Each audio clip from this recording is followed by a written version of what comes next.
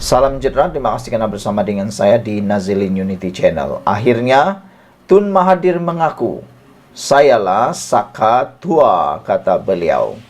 Ini merujuk kepada satu hantaran di Facebook. Sang Saka Tua tak nak ungkit kisah lama banduan terhormat.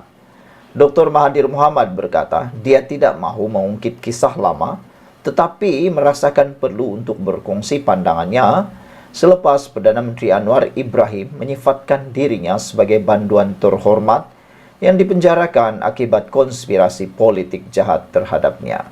Apabila Anwar Ibrahim menyebut banduan terhormat dan mengatakan ada konspirasi politik jahat terhadapnya, Anwar Ibrahim sebenarnya tidak menyebut sesiapa, tidak merujuk kepada sesiapa.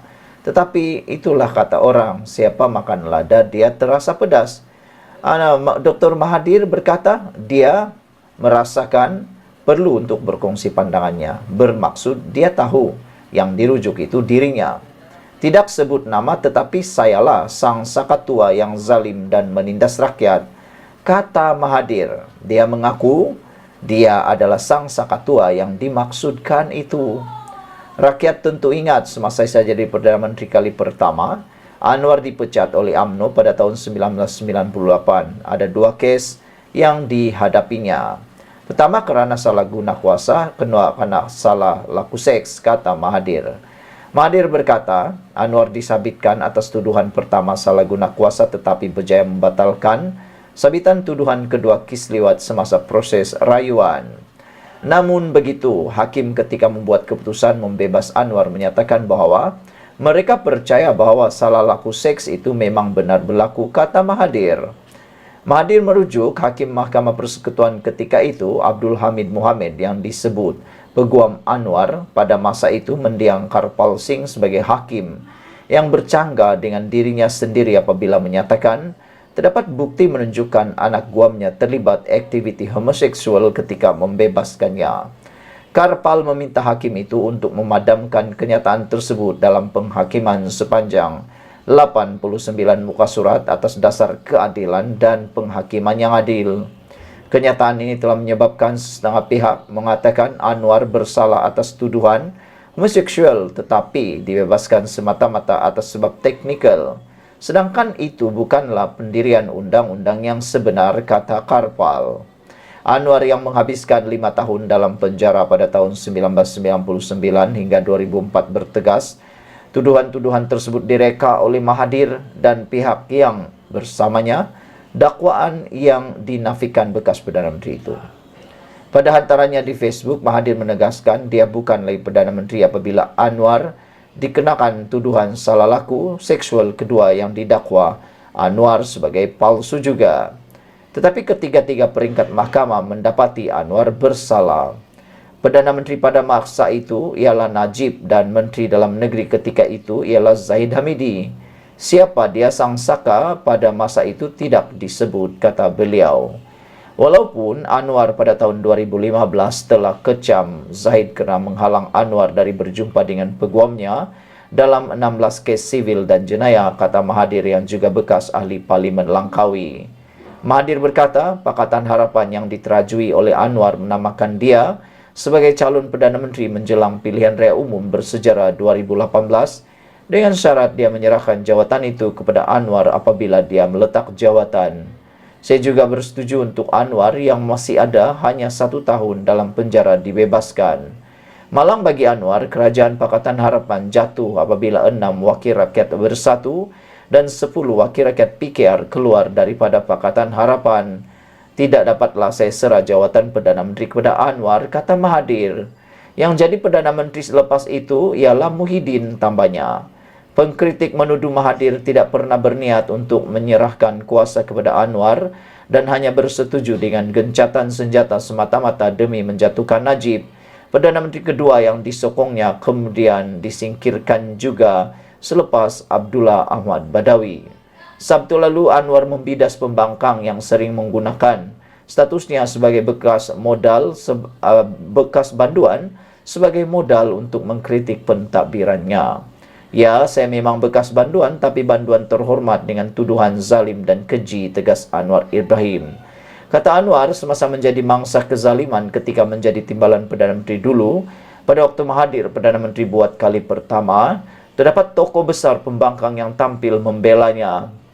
Dia menyebut bekas Presiden PAS, Allahyarham Fadzil Muhammad Noor, dan bekas Mursyidul Ampas, Allahyarham Nik Abdul Aziz Nikmat, serta bekas Imam Besar Masjid Negara yang juga tokoh Mal Hijrah Kedah, Taib Azamuddin Muhammad Taib, sebagai antara yang membelanya.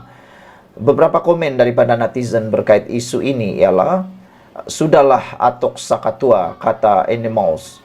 "Jangan kacau dan beri Perdana Menteri ke-10 menjalankan tugas untuk rakyat dan negara dengan tenang dan efektif," katanya lagi. Red Parrot kata, "Bilalah musuh-musuh Anwar ni berhenti dari mengulang-ulang isu peribadi dan memalukan serta mengaibkan Datuk Seri Anwar Ibrahim. Sedih betul, tak habis-habis," kata mereka. "Tiada modal lain, apalagi serang peribadi dan memalukan mengaibkan Datuk Seri Anwar Ibrahim." Ping Merlin kata, "Itulah Sakatua Mahazalim." Sekian dulu untuk kali ini, jangan lupa tinggalkan komen Anda. Selamat petang, salam sejahtera, terima kasih kerana bersama dengan saya di Nazilin Unity Channel. Hari ini, PRK Dun Mahkota di Johor dijalankan. Namun demikian, penganalisis politik mengatakan bahawa kemenangan akan ditentukan oleh jumlah peratusan pengundi yang akan turun hari ini. Nampaknya apa yang sedang berlaku menjadi satu igawan yang ngeri buat Barisan Nasional UMNO.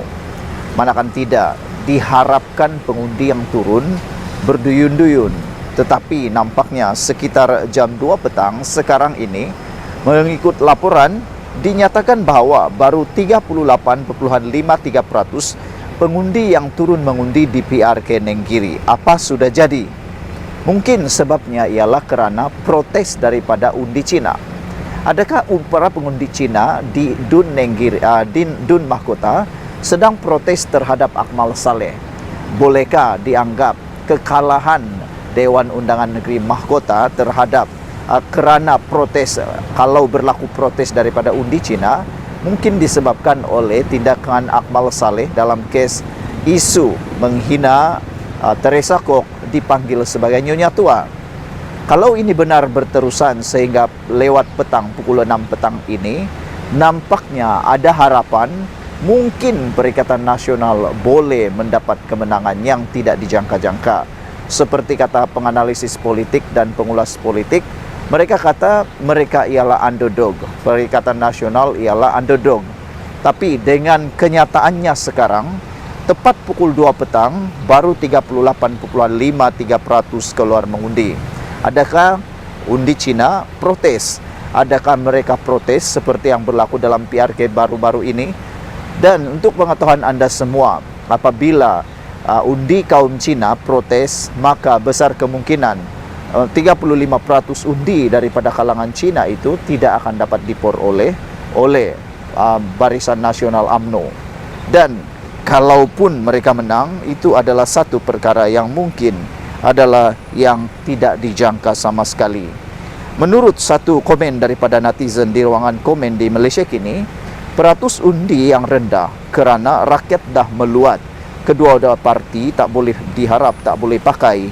Kita tunggu dan lihatlah siapa saja yang bernasib baik akan menang, kata Tok Mudim.